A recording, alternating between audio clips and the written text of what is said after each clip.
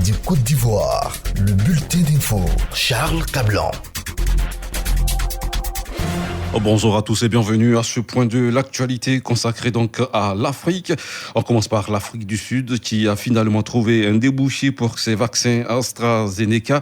C'est l'Union africaine qui se chargera de distribuer ces doses aux pays qui ont manifesté un intérêt pour ce vaccin.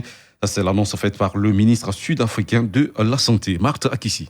1 million de doses ont été livrées début février par un laboratoire indien et 500 000 doses supplémentaires avaient été commandées.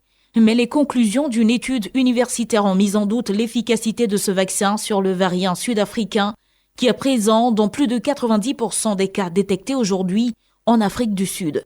Dénouement heureux pour le pays qui ne savait pas quoi faire de ces vaccins. Au début du mois, les autorités avaient fait le choix radical d'écarter AstraZeneca sur la base d'une étude universitaire locale, malgré son peu d'envergure, et ce alors que les doses étaient déjà livrées dans le pays. Depuis, tous les scénarios étaient discutés, revendre les doses au cas par cas, les échanger ou encore les renvoyer en Inde, avec en tête cet ultimatum au 31 avril prochain. Les flacons seront considérés comme périmés. Coupe en cours aux spéculations, le ministre sud-africain de la Santé a présenté la solution du gouvernement devant les parlementaires. Les doses AstraZeneca achetées ont été mises à disposition de la plateforme de l'Union africaine et seront distribuées aux pays qui ont manifesté un intérêt pour ce vaccin et qui ne sont pas concernés par le défi que représente ce variant, a-t-il expliqué.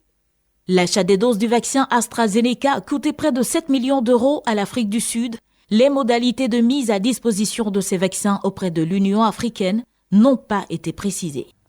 Le G5 Sahel a bouclé un sommet de 2 jours à N'Djamena au Tchad, un sommet au cours duquel la décision a été prise de maintenir l'opération Barkhane dans le Sahel, donc particulièrement dans le nord du Mali, une zone où se déroule la lutte contre le terrorisme. Sorosita. Dans les milieux officiels, sans doute, le prolongement de l'opération Barkhane dans le Sahel, plus particulièrement sur le sol malien, est approuvé. À l'état-major de l'armée, on s'en félicite même. L'ennemi commun reste les terroristes et là encore, pour l'armée malienne, la force Barkhane est très utile et son maintien sur le sol malien devrait permettre d'engranger d'autres résultats positifs. Mais parmi la population bamakoise, le sentiment est plus mitigé. Les terroristes n'ont pas d'avions, d'hélicoptères. Barkhane doit mieux aider à les convaincre, estiment certains. D'autres voix s'élèvent pour demander plus d'implication des forces armées des pays membres du G5 et moins de Barkhane pour assurer la sécurité sous-régionale.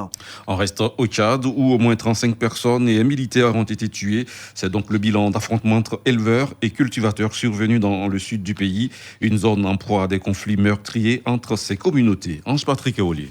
À l'origine de cette situation, des cultivateurs qui ont été attaqués par des coupeurs de route. Cette attaque a fait 1 mort et 2 blessés, a expliqué Mara Mahad, le secrétaire général de la province. En représailles, ces cultivateurs qui accusent les éleveurs d'être responsables ont attaqué à leur tour lundi une zone où vivent des éleveurs dans la province du Salamat, dans le sud-est du Tchad. Au total, ces affrontements intercommunautaires ont fait 35 morts, dont un militaire, explique le secrétaire général de la province. Des forces de l'ordre ont été déployées dans la foulée. Dans la province, le retour au calme a été acté lundi après-midi. Les violences entre communautaires sont fréquentes dans le sud du Tchad où nombre des habitants sont armés. Ils opposent principalement éleveurs nomades arabes et cultivateurs autochtones sédentaires qui accusent les premiers notamment de saccager leurs champs en faisant paître leurs animaux. Fin novembre, au moins 22 personnes avaient été tuées dans des affrontements entre éleveurs et cultivateurs dans le département de Kabia, dans le sud du pays, après la destruction d'un champ par des bœufs. Entre décembre et début janvier, près de 50 personnes sont mortes au Tchad dans d'autres conflits entre tribus. Lors de son allocution le 31 décembre dernier, le président tchadien Idriss Déby Itno s'est dit profondément affligé et consterné par les affrontements meurtriers survenus dans plusieurs localités ces derniers mois.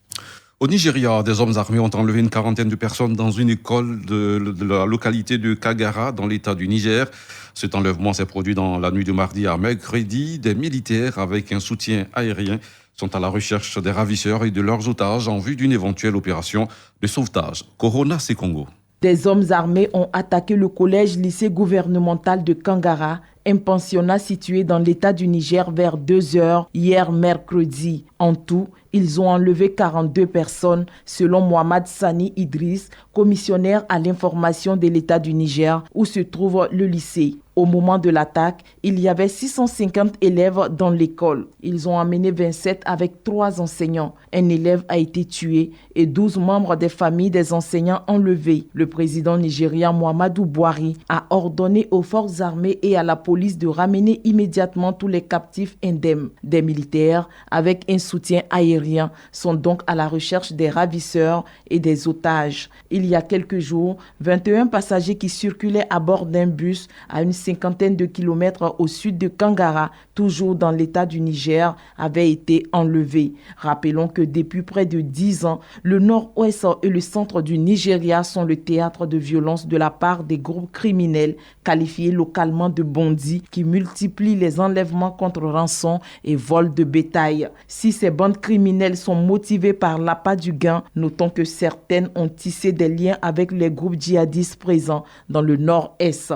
C'est notamment le cas de celle qui avait kidnappé en décembre dernier 344 élèves dans un pensionnat de la ville de Kankara dans l'état de Katsina. Et on finit ce tour de l'actualité du continent africain avec la Mauritanie, où une dizaine de responsables, dont le secrétaire de l'aile politique du mouvement abolitionniste IRA, a démissionné. Il désapprouve le rapprochement avec le pouvoir initié par le leader du mouvement Biram Da Abeid. Depuis l'arrivée au pouvoir du président Razouani, les dissidents ont annoncé leur intention de créer un mouvement politique. Aimé de Dieu. Les démissionnaires de l'IRA désapprouvent le rapprochement avec le pouvoir initié par le leader du mouvement Biram Da Abeid depuis l'arrivée au pouvoir du président Razouani. Bala Touré est resté plus de 10 ans secrétaire général du Parti de la Refondation pour une action globale, l'aile politique du mouvement abolitionniste IRA. Il souligne qu'ils ont toujours combattu les violations des droits humains. Aujourd'hui, il est constaté que cela reprend. Les étudiants sont bastonnés à Tiwili. Les populations qui s'opposent au dépôt des ordures sur leur nez sont bastonnées. Des femmes traînées à terre. Les expropriations foncières continuent. Les personnes reconnues de pratiques esclavagistes continuent à bénéficier de l'impunité. Face à ce constat, Bala Touré propose une voie alternative pour continuer de mener le combat contre les violations des droits de l'homme. Pour lui, il faut s'opposer, il faut faire une contre-proposition au lieu de l'applaudir, au lieu de juger qu'il est bon sur le chemin, a-t-il conclu lors d'une conférence de presse. Fin de ce bulletin d'information. Merci à vous de l'avoir suivi. La suite, c'est à vous, Rachel Logoué. C'était le bulletin d'info, présenté par Charles Cablan.